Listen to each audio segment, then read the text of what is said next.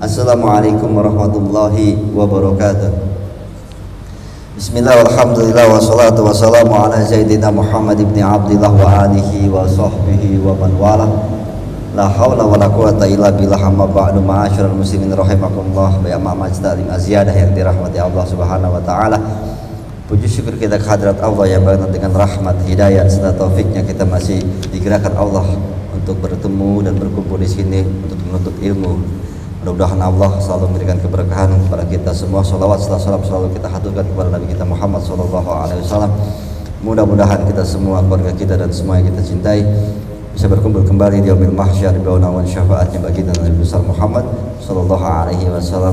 Amin amin ya rabbal alamin. Seperti biasa sebelum kita memulai ta'lim, mari kita membaca surah Al-Fatihah. Kita khususkan untuk mengarang kitab si Abu Hamid Muhammad Al-Ghazali. Mansaraha fi hadha kita Syekh Muhammad Isa bin Muhammad Ahlan Sumal Batin Sahib hadha makum Zaid bin Muhammad Amin Muhammad Ali bin Adal Samad Usuli Mughurihi Muzul Kufin Majmain Anna Allah yaghfir lahum yarhamuhum wa yu'li darajatin fil jannah wa in idalina min barakatihim wa asrar anwari mulun min afatim fitin wa dunya wal akhirah syaudidah wa al-fatihah.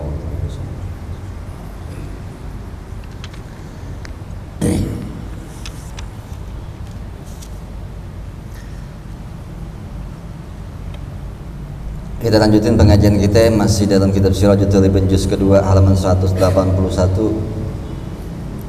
Tengah-tengah dari mana ini? 1 2 3 4 5 6 7 8 9 10 dari atas. Ya. Wakilah al-arifu. Ya. Ada. A'udzubillahi minasyaitonir rajim. Bismillahirrahmanirrahim. Qala Imam Al-Mu'allif rahimahullah wa nafa'ana bi barakatuhu fi darain amin. Wal wakilah ada yang mengatakan al-ari, kita masih dalam membahas definisi orang-orang yang dikatakan ma'rifatullah. Ya. Orang-orang yang sampai tingkatan yang sebenarnya Allah inginkan, yaitu mengenal siapa Tuhannya. Ya. Orang-orang yang memahami siapa Allah subhanahu wa ta'ala. Siapa orang sudah sampai ma'rifatullah, itulah kebahagiaan dunia dan akhirat. Ya, itu baru dapat Rabbana atina fid dunya hasanah fil akhirati hasanah. Itu kitab lain tuh ya, alamannya lain ya bro ya. Alamannya lain apa lagi? Hah? Iya. Tapi ini kan tengah-tengah, alamannya dari situ tuh. Hah, tuh udah. Ya, itu emang Jombang, buatan Jawa Timur ya, bukan Libanon. Timur ya, Surabaya ya. Jangan sebut namanya Surabaya, nggak bagus. Ya, wakilah ini masih sepi ya. Banyak yang telat masih dong. Masih banyak yang telat. Wakilah al-arifu, orang arif. Arifnya mana? Belum datang. Arif, namanya udah Arif, itu harus jadi deh. Iya. Iya. Jadi makanya kumisan deh. Al-arifu anisa bi dzikrillah ta'ala fa auhashahum min khalqihi. Ya. Ya, ini mudah-mudahan bisa ada. Ini kemarin udah dijelasin sih sebenarnya masalah orang-orang yang ma'rifat itu. Kita lihat kalau definisi ada ini di diri kita mungkin udah sedikit banyak. Cuma kalau belum ada ya perbaiki lagi. Orang yang ma'rifatullah, arifun billah, senangnya mengingat Allah. Fa'awhasahu min khalqi, dan dia merasa sepi. Ya. Maka jadi sepi dirinya kalau sama orang-orang. Ya kemarin udah sedikit banyak ana udah ceritain bahwa orang-orang yang ma'rifatullah itu enggak demen banyak orang. Enggak demen ngobrol. Teman-teman. Dia lebih demen sendiri. Karena sendirinya dia itu mengingat Allah, jadi dekat. Makanya saat dia sendiri ada Allah, makanya dia senang. Saat ada orang-orang dia merasa sepi gitu. Ya, yang kemarin udah diceritain kayak lagunya Dewa, kosong yang hanya aku rasakan. Itu kenapa? Karena di hatinya dia kehilangan. Walaupun banyak orang, dia nggak merasa tenang. Kenapa? Dia nggak butuh orang banyak ini, dia butuhnya ada yang ngisi di sini. Nah, orang-orang yang udah itu kan karena perempuan ya, perempuannya hilang udah, jadi bergaul gimana pun kosong aja. Kayaknya nggak demen gitu, banyak orang kayaknya udah nggak nyaman, karena orang-orang ini tidak bisa membuatku senang. Yang membuat senang adalah yang di hatiku ini. dan dia udah pergi dari hidup gue. Jadi walaupun nongkrong apa tetap aja merasa nggak enak, nggak nyaman, kesepian. Itu. Nah, bagaimana dengan mengganti perempuan itu dengan Allah? Itu makanya dibilang di sini kalau orang-orang ma'rifatullah dia senang. Berzikirilah dengan adanya Allah di hati. Makanya kalau udah ada Allah di hati, dia tenang walaupun sendirian. Gak butuh banyak orang. Justru daging sama orang itu bawaannya malas sebenarnya. Ya. Karena dia merasa sepi. Saat ada orang, dia jadi kagak bisa dekat sama Allah karena harus ngobrol. Gitu. Itu. Terus gimana ya para ulama itu yang sudah sampai tingkat kayak gini? Makanya mereka saat ngobrol, saat dia ngajar itu tugas aja. Padahal kalau dia mau dia mendingan sendiri. Gitu. Kerja jadinya. Ya. Ini kita sudah belum? Kalau kita kan pernah kemarin dibilang nggak boleh sepi setengah jam aja langsung nelfon teman. Mana lo? Jadi aneh gue nih. Loh. Ini kita harus rendengin lagi kita emang belum sampai mengisi hati kita. Tapi jangan juga coba gue sendiri dia sendiri lama-lama gila kan, ngomong gila gitu. Ya. Itu emang kalau belum bisa ini kan namanya mengenal Tuhan dulu gitu. Ini kan definisi tentang orang yang udah jadi. Kalau udah jadi begitu. Ya kalau kita jangan langsung ke sini, prosesnya ada gitu. Prosesnya itu belajar nasul ibad, belajar ihya. Praktek-praktek ini Sirajutul Libin dari awal itu praktek-praktek harus dijalani dulu, ntar bisa jadi begini. Ini bukan sesuatu yang harus dikerjain, ini efek. Jadi orang yang udah sampai ma'rifatullah kayak gitu, bukan ini dikerjain aku coba untuk begitu, nggak bisa. Ini adalah efek terjadinya sendiri. Atau dia pokoknya nggak selalu demen sama banyak orang, dia temannya sendiri, dia merasa nyaman itu. Jadi tanda-tandanya begitu orangnya. Arifun billah. Bukan ini menjadi teori, enggak, ini efek.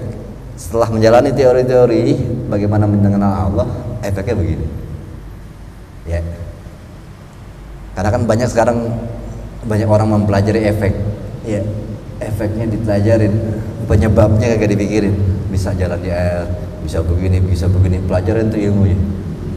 Nah, itu kan sebenarnya efek daripada ketauhidan. Kok jadi efeknya dipelajarin? Masalahnya kayak Anda pernah bilang, itu karomah para wali itu adalah buah dari sebuah pohon yang dia tanam dari kecil. Nanam pohon lama sampai berbuah. Terus dia memetik buahnya yang bagus. Karena apa? Ya ditanamnya dengan baik. Akhirnya buahnya bagus, cakep. Dan kita ngeliat buahnya. Terus kita pelajari gimana caranya bikin buah itu. Kok begitu? Gimana caranya nanam pohonnya? Bukan mikir. Kita karena ngiri pas ngeliat dia punya buahnya cakep banget, ngiri kita pengen punya buahnya, terus mikir gimana caranya biar punya buah kayak gitu. Ini yang kebanyakan salah paham orang. Kok jadi mempelajari karomah? Karomah itu efek daripada apa yang ditanam. Ya. Makanya kenapa diajarkan salah satu contoh adalah mempelajari bagaimana menanam pohon dari terutama Anda sering ngajarin dari biji. Itu beratnya belajar. Maksudnya butuh kesabaran dan konsisten dan juga ketelitian dalam menuju ke tauhid.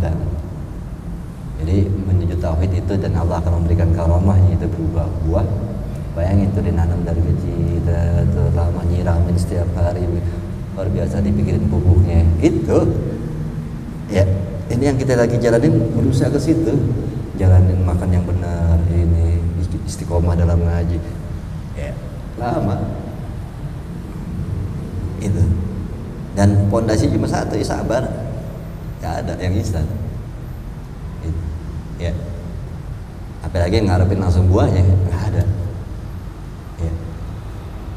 Yang pasti ada buah-buah yang agak kelihatan asli, tapi sebenarnya plastik, kita nggak tahu. Siapa yang bikin buah-buah itu? Jin, setan. Tuh. Kalau ada orang yang punya karomah tanpa proses, itu aku yakin dari jin, setan. Ya, kenapa? Dalam prosesnya agama ada sebab akibat, ada proses. Kalau nggak pakai proses bukan kehidupan manusia berarti. Itu. Ya, nggak ada yang instan dalam dunia ini kecuali Indomie. Indomie juga mesti dimasak dulu, begitu kan? Ya. Nggak instan-instan banget. Itu. Waftaqara, ya tadi itu orang yang makrifat itu orang yang senang dengan mengingat Allah. Sendirian dia malah tenang, justru merasa sepi saat bersama manusia. Waftaqara ilallah fa'agnahu an khalqi, itu, dan dia merasa miskin. Merasa miskin di sini waftaqara maksudnya dia merasa butuh banget sama Allah. Butuh kepada Allah. Sangat membutuhkan Allah. Kalau nggak ada Allah kayaknya hidupnya gimana begitu. Dan dengan begitu maka Allah akan mengkayakan dia, merasa dia nggak perlu sama manusia. Tuh, mandiri. Ya, ini orang yang ma'rifatullah, dia akan merasa butuh sama Allah, dan Allah akan membuat dia nggak butuh sama manusia. Dan inilah yang dibilang kebahagiaan, yang Nabi mengatakan semakin sedikit kalian membutuhkan manusia, semakin bahagia kalian. Itu, ya. Kemarin udah ceritain, semakin banyak keinginan hidup kita, maka semakin banyak kita butuh sama orang. Berarti semakin tidak bahagia hidup kita. Semakin sedikit keinginan dunia kita, maka kita akan sedikit membutuhkan orang lain, maka semakin bahagia kita. Nah, orang-orang yang ma'rifatullah, dia merasa miskin atau dia merasa butuh banget sama Allah. Akhirnya Allah membuat dia kaya terhadap manusia. Kaya di sini diartikan nggak butuh, nggak terlalu pengen urusan sama manusia, maksudnya nggak butuh lah bahasanya. Gina nafsi wa gina anin nas, itu kalau bahasanya Nabi. Gina anin nas, kaya dari manusia. Maksudnya apa sih kaya dari manusia? Nggak butuh orang. Itulah kebahagiaan hidup. Ya, laisal gina kasrotil mal, kata Nabi. Bukanlah kaya banyak hartanya, tetapi kaya adalah kaya hati. Ya, dan kaya daripada manusia. Maksudnya tidak butuh manusia. Itu ya orang kaya. Ya, seenggaknya kurangi kebutuhan kita sama orang. Ya kalau sama bini kan kebutuhan, jadi nggak, makanya aku nggak butuh juga sama bini, ngapain dirian aja kan gitu. Maksudnya keluar rumah tangga jangan terlalu banyak butuh sama orang. Itu yang dibilang kaya dari manusia adalah dimana dia nggak butuh orang, maksudnya mandiri, berdikari. Itu adalah orang yang bahagia. Ya, maka itu sedikitkan butuh sama orang. Bagaimana caranya biar kita nggak terlalu banyak butuh orang? Sedikitin keinginan dunia gitu. Itu. Semakin dikit keinginan dunia kita, makin dikit kita butuh sama orang. Makin dikit butuh sama orang, makin bahagia kita. Ya. Paham ya? Udah pernah diceritain contoh-contohnya ya? Yang masalah kita pengen banget punya mobil mewah, motor mewah, ataupun rumah yang mewah gitu. Pengen punya ini, akhirnya butuh orang. Wah, ini kalau ke bengkelnya mana ya? Dia ya, yang kayak kemarin ceritain, dia pengen punya kolam ikan, pengen punya ikan koi, terus dia bingung pas sudah punya ini ngerawatnya gimana. Akhirnya nanya sama orang yang bisa, yang ngerti. Lu bisa datang ke rumah, ini koi gue kenapa ya? Wah, gue lagi ada urusan gini. Aduh, sini dong. Padahal orang kaya loh, mohon ya. Kenapa? Dia butuh. Ya udah gue bayar lah, berapa lah. Lu gila kali, gue nggak butuh duit tuh. Ternyata temannya nggak butuh duit, emang gue pengen nolongin aja. Tapi gue nggak sempet hari ini, sorry ya, gitu. Nih, tapi ntar ikan gue mati gimana? Gue ada urusan. Dia puyeng sendirian, dia nggak bisa ngerjainnya gimana, karena dia nggak ngerti. Sedangkan temennya mau dibayar berapa aja kagak mau, yang penting ya gue karena persahabatan, kalau dibayar gue nggak mau gitu. Tapi dia lagi ada urusan. Lu sekarang juga datang gue kasih duit lu, nggak bisa begitu. Gue nggak bisa bayar pakai duit. Gue karena temen aja, tapi gue ada urusan nih. Bini gue lagi sakit gitu. Jadi bengong nih, gimana ikan gue mati tuh. Cuma gara-gara dia punya keinginan punya ikan, hidupnya menderita. Kenapa? Ternyata dibutuh banyak orang. Dan ternyata orang yang dibutuhin belum tentu bisa membantu. Ya, semakin banyak keinginan, semakin lelah hidup kita. Ya, itu yang harus kita renungi. Makanya orang-orang yang ma'rifatullah, karena dia lebih butuhnya kepada Allah, makanya Allah membuat dia tidak banyak butuh sama manusia. Gitu. Ya, karena yang dipengen nggak banyak. Gitu. Berarti kita nggak boleh jadi orang yang banyak materi. Ya, sebenarnya nggak boleh kalau buat memperkaya diri. Ya. Soalnya mungkin udah sesuatu hal yang dianggap fenomena yang nggak masuk akal lah. Zaman sekarang ada orang pengen kaya tapi buat umat hampir nggak ada. Ya. Makanya Anda bilang, gimana kita keinginan untuk kaya? Jangan udah. Kenapa? Orang yang niat kaya sebenarnya, ya Allah kayakan aku agar aku bisa membimbing umat, agar aku bisa menyantun yatim, agar aku bisa membantu orang-orang kesusahan. Ya, hampir nggak ada yang niat begitu. Niatnya adalah pengen memperkaya diri. Iya. Jadi kalau kita masih niat ingin memperkaya diri, jangan banyak keinginan dah, karena akan menderita sendiri. Makin banyak keinginan hidup dunia kita, makin nggak bahagia kita. Tetapi kalau orang yang memang banyak keinginannya untuk hidup dunia ini, materi-materi cuma tujuannya agar menjadi manfaat buat umat manusia, itu jihad namanya. Ya, sulit ya. Maka itu ada kitab dikarang sama orang-orang sebelah sono, orang barat mengatakan, ini teorinya mereka, kalau kita belum bisa membahagiakan diri kita, kayaknya nggak mungkin kita membahagiakan orang lain. Kalau belum bisa kita memenuhi kebutuhan kita, kayaknya kita belum bisa memikirkan kebutuhan orang lain. Nah, sampai kapan? Karena kita selalu merasa kurang. Gitu. Kalau kita merasa ini gue belum ini, aku belum ini, aku belum ini, kapan berbuat baik sama orang ya? Maka itu wajar. Anda pernah jalan kemarin nganterin anak sekolah, tahu-tahu jadi macet di daerah Al-Huda, Jamatul Huda ya, Jamatul Huda. Itu mobil berhenti, ternyata yang keluar emak-emak, jadi macet gara-gara dia berhenti. Dia keluar, ada kucing masih kecil di depan mobilnya, diambil, dimasukin mobil, dibawa pergi. Mikirnya apa? Mungkin yang intan-intan kenapa? Busing dan orang perempuan kucing aja dipikirin. Nah, kenapa? Kenapa dia udah bisa mikirin masalah kucing bukan manusia lagi? Karena dia sudah mampu, mapan memberikan kebahagiaan kepada manusia. Akhirnya tahap kedua ke binatang. Maka itu kita masih kejauhan. Boro-boro kita udah mikirin manusia, mikirin diri sendiri aja belum. Apalagi ke binatang. Makanya kalau kita ada orang-orang di barat kita di National Geographic itu, mereka harus main di laut berapa minggu untuk ngobatin ikan. Bayangin, ikan diobatin, ditangkap, disuntik, dilepas lagi. Bayangin ngurusin binatang udah. Berarti dia udah selesai ngurusin manusia. Berarti udah selesai juga ngurusin dirinya. Ini kita masih jauh, kita aja belum bisa ngurusin diri kita. Gimana kita mau bantu orang lain? Apalagi bantu makhluk-makhluk lain? Kejauhan. Mereka itu yang dikatakan sudah bisa memanusiakan manusia, bahkan mereka memanusiakan binatang. Bayangin itu. Mereka sudah memanusiakan binatang sampai harus dioperasi kakinya ikan nggak ada kakinya, salah. Harus kakinya kangguruan gitu. Iya. Gila, mereka sampai kayak kita tuh operasi orang tua gitu, orang manusia gitu ya, disiaga gitu, operasi begitu. Itu dia binatang. Bayangin sudah sampai bisa memanusiakan binatang. Kita belum bisa memanusiakan manusia karena masih setengah kunyuk. Susah udah. Ya. Masa setengah kunyuk memanusiakan orang. Ya. Ini perbaiki diri kita. Ya.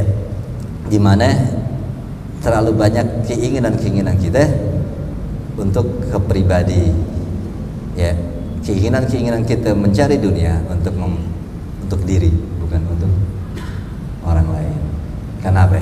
Karena kita merasa kita belum cukup. Terus sampai kapan kita cukup? Manusia nggak ada cukup. Terus sampai kapan kita mau berbuat baik sama orang lain? Ya, itu.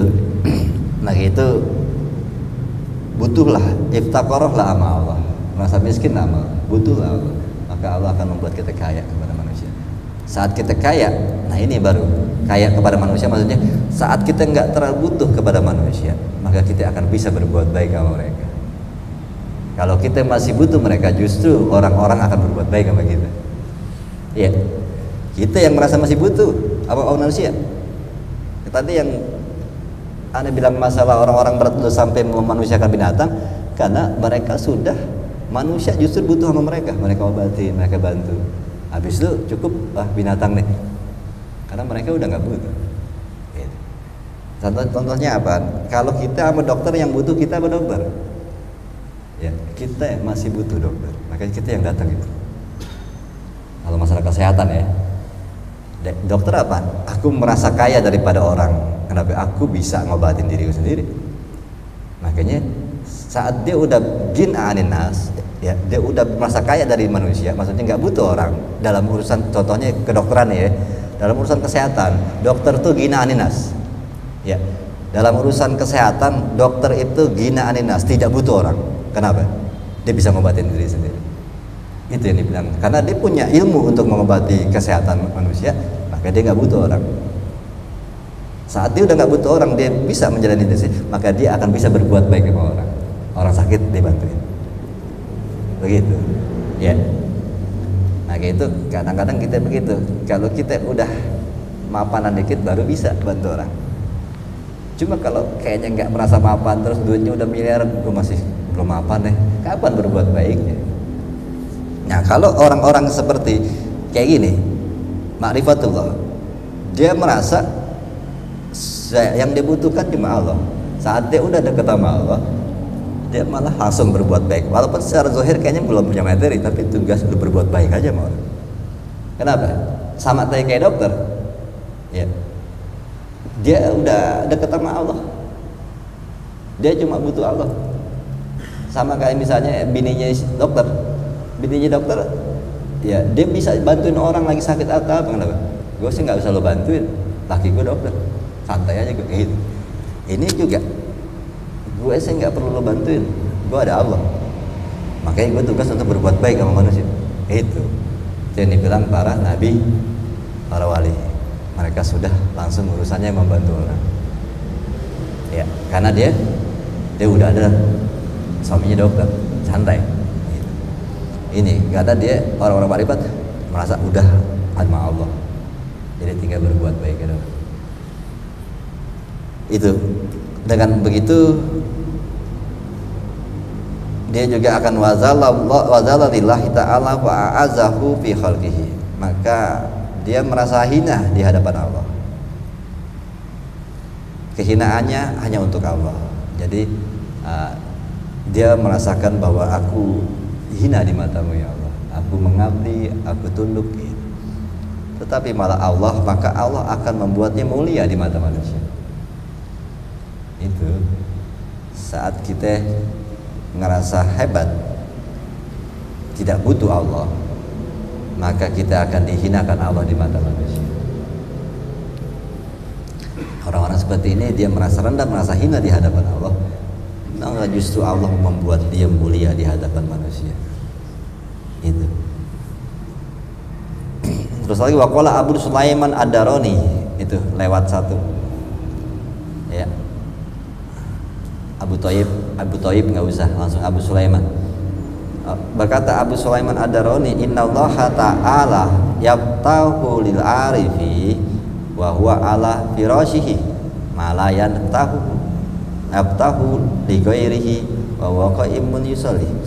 Nih, ya, kata Abu Sulaiman Ad-Darani, ciri-ciri ataupun mungkin dikatakan definisi orang-orang yang ma'rifatullah adalah sesungguhnya Allah Ta'ala membukakan bagi orang-orang yang arif.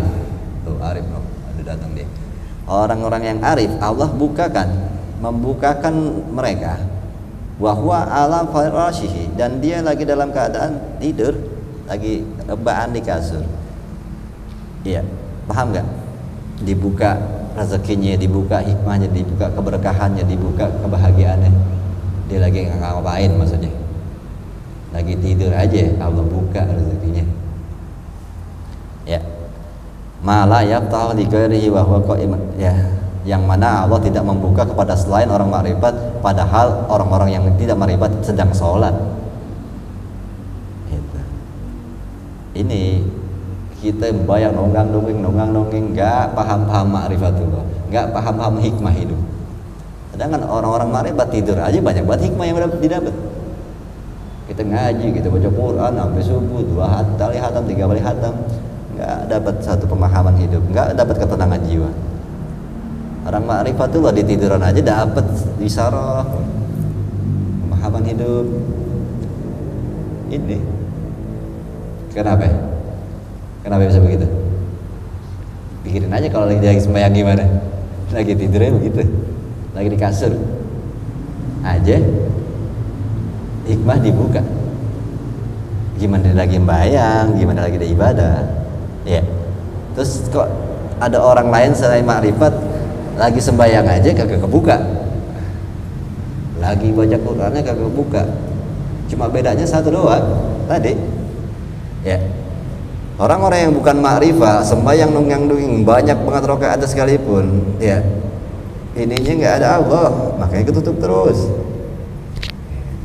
Orang-orang makrifat tiduran aja, ini nggak ngapa-ngapain, badan nggak gerak, ininya kebuka, ada Allah, makanya dapat hikmah terus.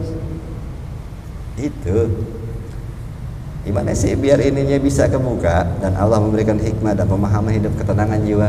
Gimana caranya? Ya jadi kayak gini, makrifat tuh. Prosesnya gimana? Dari awal kita ngaji apa? Memperbaiki hati, karena isinya penyakit doang di sini yang membuat nggak kebuka. Ya kalau mereka orang udah arif pun bilang ininya udah bersih, makanya ngablak aja deh, mau tidur mau ibadah kebuka aja karena nggak ada penyakitnya. Itu ya, makanya kalau dibilang kita ini kayak orang, jadi kalau mau dilihat ya, orang usaha ini usaha itu ini itu, kadang lelah fisiknya, ada di dalam agama dia ibadah terus sampai lelah, sampai puyeng baca Quranmu. Saya cuma mikir sian banget gitu, mendingan lo benerin hati. Ini semua ketutup, lelah doang, hati lo masih kotor, ya kagak nyampe. Ini kita dibelokin sama setan situ, udah disuruh aja kerja, suruh aja ibadah, suruh apa, padahal hatinya udah nggak bisa diterima Allah. Itu benerin, emang itu paling susah, ngancurin kedengkian, kebencian, itu emang susah. Cuma itu intinya yang membuat ibadah kita semua tertahan di langit, kagak pernah sampai ke Allah. Karena apa? Kotornya hati kita.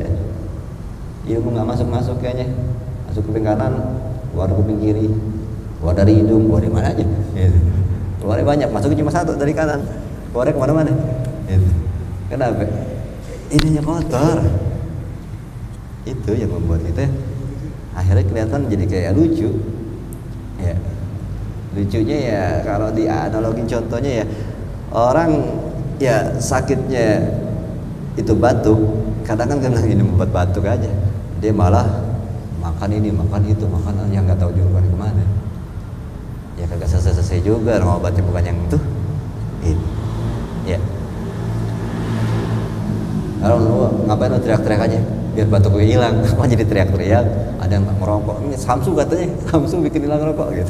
Kan bingung, ini orang jalan kemana sih, arahnya kemana? Padahal obatnya ini, kenapa ke sono-sono? Lu kerjaan banyak juga nggak ngaruh, obatnya yang ini. Ya, ini yang terjadi. Ya, padahal udah dikasih tahu sama Nabi kunci surga buat kita ini orang Indonesia, buat orang-orang sini dah, yang namanya dalemin agama, otaknya kurang-kurang panas. Ya, jadi bawaannya lolanya kelama, banyakan ini nih, udah kada karat. Jadi kalau mau dikejar muter lagi, berat. Gitu. Solusinya apa? Ya udah, benerin hati aja. Kita udah tahu, otak kita nggak bagus. Ini kita ikutin sahabat Nabi yang Nabi bilang ini, dia adalah penghuni surga. Ternyata 5 waktu doang yang dikerjain. Ya udah pernah diceritain kan? Selebihnya apa yang dikerjainnya dia? Dia tidak hasut, tidak dengki, penuh kasih sayang sama manusia, nggak ada sujud sama orang. Itu intinya. Nah itu kan yang bisa kita kerjain. Kalau mau jadi kayak Al-Ghazali, Bukhari gitu, otaknya pinter. Yang beda gitu, ininya aja benerin. Cukup 5 waktu. Gitu. Obatnya tepat gitu. Emang penyakit kita yang itu. Ya kemarin ada yang nanya, Ustaz gimana sih biar dia khusyuk sholat? Ya buang penyakit hati. Gitu. Kalau penyakit hati ada, mau takbir berapa kali juga nggak ngaruh. Ya tetap aja nggak bakal khusyuk. Ya karena kebencian, kedengkian ini penyakit hati itu yang membuat setan tuh ngumpul di sini. Ya takbiratul ihram, Allahu Akbar, takbiratul ihram, takbir yang memutuskan hubungan dengan kehidupan. Makanya setelah takbiratul ihram nggak boleh lagi ngomong, nggak boleh ini, jadi memutuskan hubungan dengan manusia. Selesai. Ya setan juga nggak bisa masuk. Udah putus, Allahu Akbar, putus sudah hubungan yang dari luar. Berarti setan nggak bisa masuk juga dong kalau kita takbiratul ihram. Iya nggak bisa masuk. Kok kita tetap nggak khusyuk? Setannya di dalam. Betul. Bagaimana? Lo mau kunci pintu segimana kan pakai gembok juga orang di dalam. Kata setan, lo takbir sebanyaknya juga udah di dalam, bodo amat begitu. Ini kenapa mereka ada di dalam? Hasud, dengki, sombong, bangga diri, ria, emosi, itu yang membuat dia ngumpul di hati kita. Jadi takbiratul ihram kita kagak guna, membuat kita bisa khusyuk karena itu udah di dalam. Ya, mau digembok, gue beli gembok yang kencengan dah. Allah, takbirnya kenceng gitu. Wah, apa? Berarti gemboknya banyak tuh. Kata setan, bodoh amat, gue udah di dalam. Gitu. Ya, ini keluarin dari sini deh. Ya, karena kalau ada noda hitam aja di hati kita, itu dia akan masuk. Ya, apa? Salah satu ya sedikit aja kedengkian sama orang, itu noda hitam. Masuklah kita berapa banyak kedengkian. Setan semua udah isinya di hati kita. Makanya takbir kita nggak guna. Ya penyakitnya berarti itu. Dia mau sholat terus lah, zikir terus, istighfar banyakin. Ya kagak mempan juga. Kata Allah obatnya bukan itu. No, minta Pak Ghazali lo pelajarin itu obatnya. Ya. Kita punya masalah penyakit hati yang kita baca kitab wirid. Nah kagak nyambung. Ya. Wiridan itu diberikan kepada orang yang udah bersih hatinya. Kalau kadang-kadang ini pemahamannya ya, ada orang nanya, Ustaz bukannya kita namanya di sholat jamaah itu diperintahin Nabi nyuruh juga sholat jamaah, sampai ada hadis yang mengatakan wajib sholat jamaah ke masjid segala macam. Saya bilang iya, itu kan tahapan kedua setelah mereka jauh dari riya, sombong dan bangga diri. Ya kan kita harus juga lihat hadis Nabi dengan kondisi zamannya. Ini kita penyakitnya masih di sini. Kalau udah ritual isinya bangga diri doang, ininya belum selesai. Jangan disangka sama sahabat. Sahabat pertamanya diajarin tauhid, gimana caranya menghancurkan kebencian, kedengkian, sifat-sifat yang gak buruk di hati. Habis itu baru diperintahin ibadah. Udah karena Allah. Kita ininya belum beres, disuruh banyak ibadah. Nah kemarin itu ajarannya udah. Ya sombong banget, makanya nggak boleh ikut majlis 2 kali aja langsung nasihatin orang gitu. Udah bener langsung gitu. Ya udah baru sembahyang 5 waktu di masjid aja bawaannya udah paling sekampung gak ada yang bener kayaknya. Langsung begitu kayak gitu, karena ininya belum bener, udah ibadah aja itu. Nah ternyata tetapi kebanyakan lebih mudah ngerjain ritual itu dibanding memperbaiki hati. Ya akhirnya orang lari ke situ aja dah. Berbaik itu capek, kakak selesai, kayaknya susah buat agama, nggak boleh gini, nggak boleh gitu. Itu sih masalahnya. Ya udah, emang begitu. Kalau nggak mau surga ya udah nggak apa-apa, begitu kata Ghazali. Emang berat memperbaiki itu. Cuma ya sampai kapan salah obat terus? Ya bakal sembuh-sembuh. Ya, ini. Terus sampai kapan kita bisa sampai tingkat orang yang seperti ini, yang ma'rifatullah, yang hidup udah enteng aja udah kenapa? Ya, hatinya bersih. Jadi enteng aja hidup, selalu dekat sama Allah. Seandainya, ini kata Nabi, seandainya manusia tidak ada setan yang menghubungi hatinya, maka mereka akan bisa melihat kerajaan langit tanpa perantara. Pakai mata kepala sendiri, lihat. Bisa lihat dengan mata kepala ini, kerajaan langit tanpa perantara. Kalau tidak ada setan yang menghubungi hatinya. Ya kita mau nanya, ada yang pernah lihat kerajaan? Berarti kita ada setan semua, itu aja dah jujur, ya kan? Setannya banyak di sini. Ya pernah lihat Lailatul Qadar gitu, suasana Lailatul Qadar yang diberi yang Nabi, pohon pada sujud, langit semua bersih, kagak ada awan, ada bintang semua kayak siang. Pernah lihat begitu? Belum? Ya banyak banget setan, ya banyak banget setan berkeliaran di sini, makanya nggak pernah bisa lihat. Ya, tuh. Terus kita ya berarti kita harus introspeksi diri nih, gimana caranya ngurangin lah setannya. Ya. Kalau kita mau bahagia. Itu. Ada lagi qala Abu Bakar Al-Waraqi. Ini Al-Waraqu boleh. Mana itu tuh tiga dari atas tadi. Sukutul arifu ya anfa'u wa kalamuhu ashah wa adyabu. Nih, kalau diamnya orang arif itu bermanfaat ya, wa kalamuhu dan ashah, yang namanya ngomongnya sangat diperlukan dan dibutuhkan ya. Diamnya itu manfaat, ngomongnya sangat diperlukan dan sangat baik.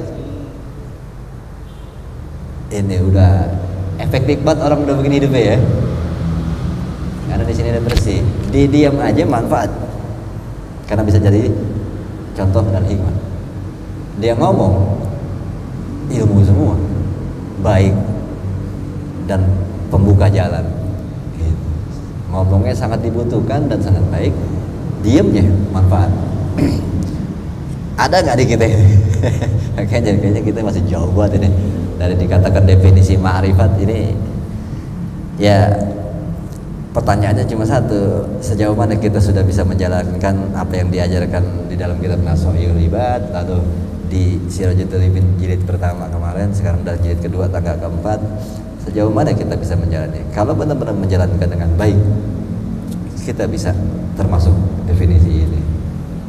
Jadi kemarin kan terakhir itu begitu, Allah nggak akan merubah hidup kita kalau kita sendiri nggak mau merubahnya. Kalau mau jadi seperti ini, kita semua punya hak.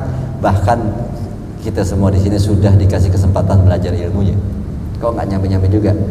Kata Allah, ya resikonya nanti di akhirat. Gitu. Kan memang di dunia begitulah ya, yang jadi gimana ya, karena memang udah mekanismenya Allah begitu. Makanya Allah bilang, aku tangguhkan balasan siksaan bagi umat-umat Muhammad sampai akhir akhirat. Ditangguhin, ini masalahnya ditangguhin sih gitu ya. Jadi tapi sih kalau nggak ditangguhin, dunia ini nggak ada kafir ya.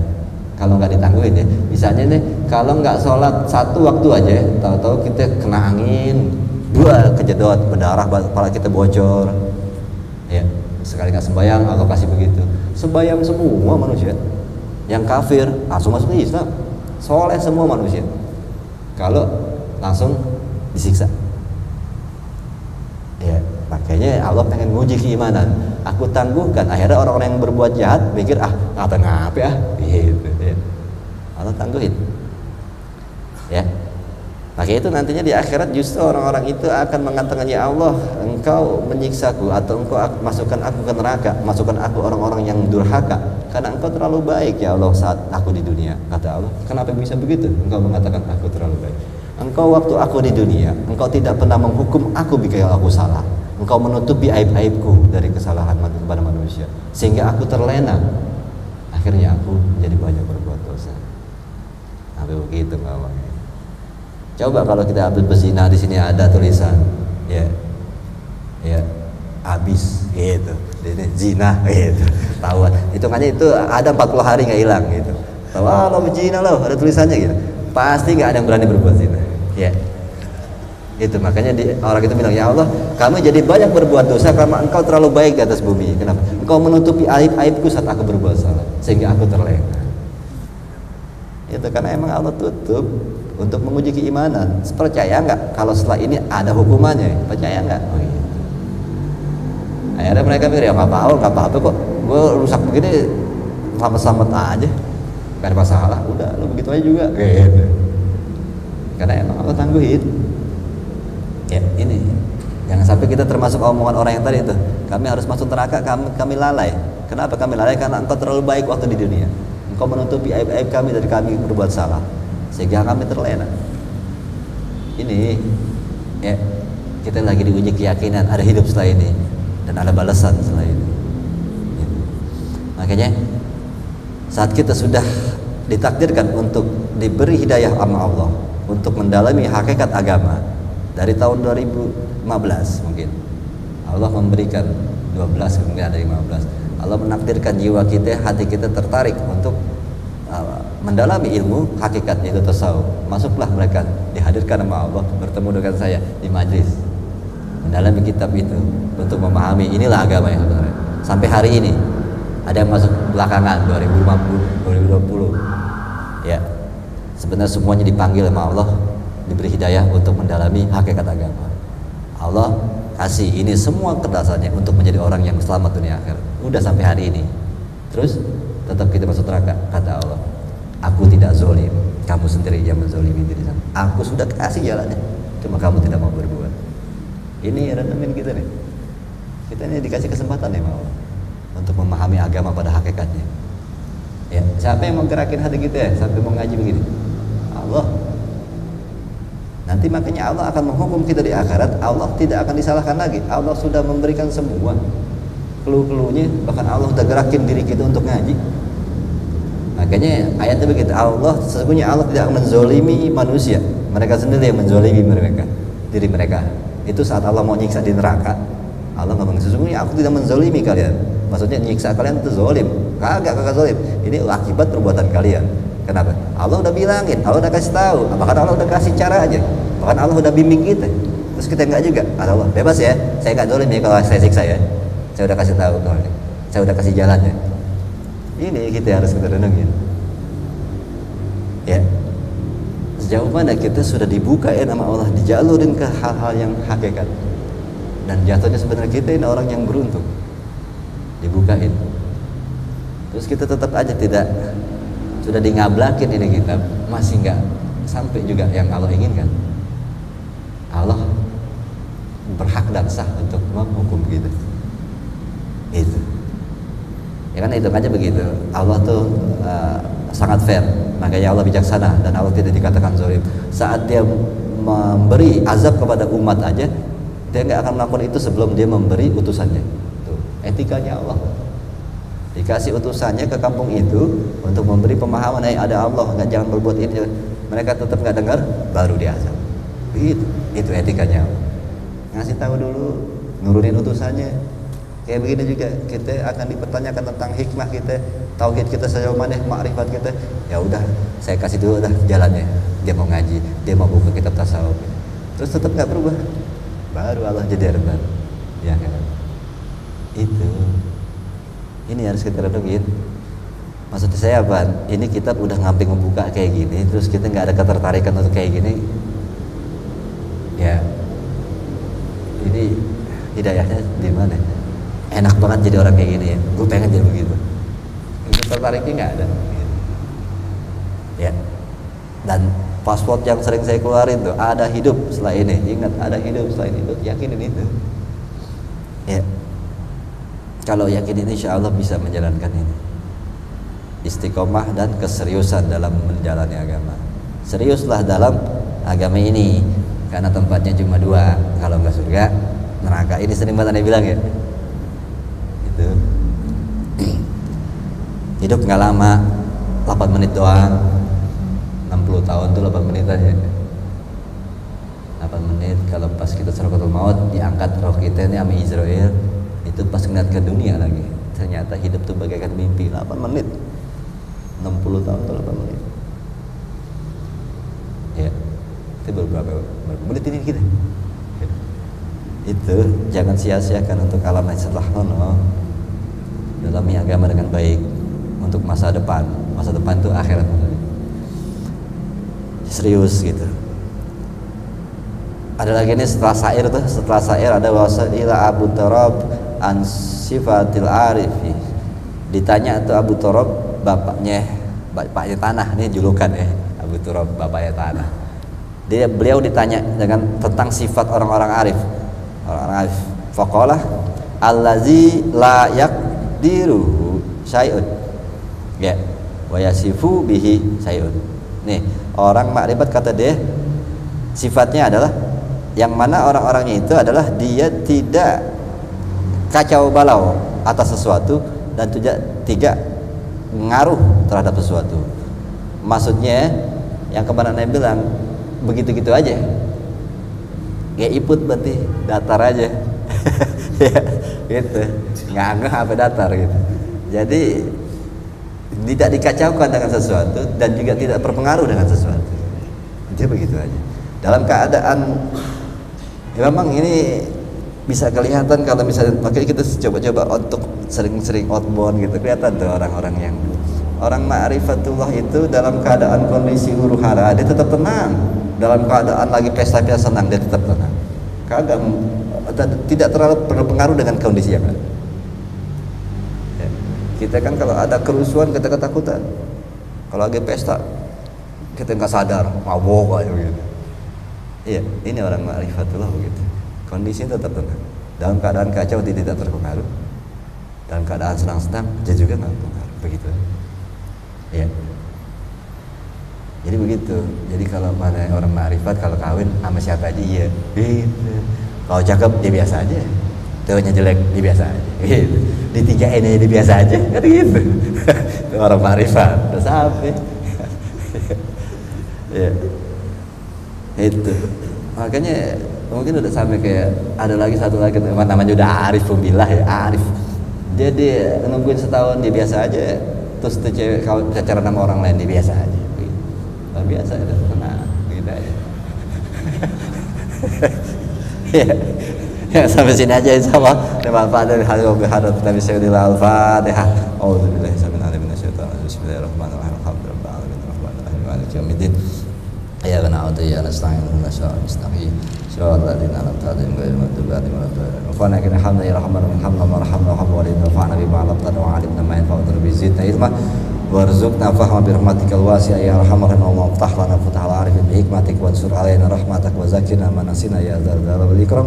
Sallallahu Muhammad wa alihi wasallam. Alhamdulillah. Assalamualaikum warahmatullahi wabarakatuh.